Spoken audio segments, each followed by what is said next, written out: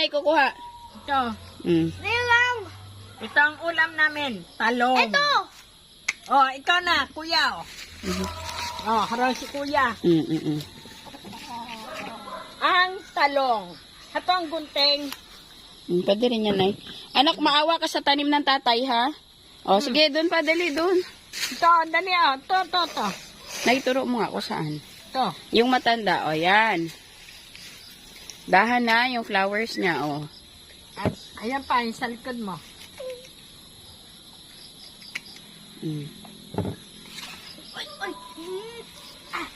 Ito, pwede na ito. Ang talong. Nasaan na yung alalay mo? Pwede na ba ito? Oh, sige na yan, pwede na. Uy, may alay. 4 lang naman uulamin namin. O, dali na, ilagay mo doon kay Sasa. O, tapos kunin yung pipino doon. Pipino. Dito daan.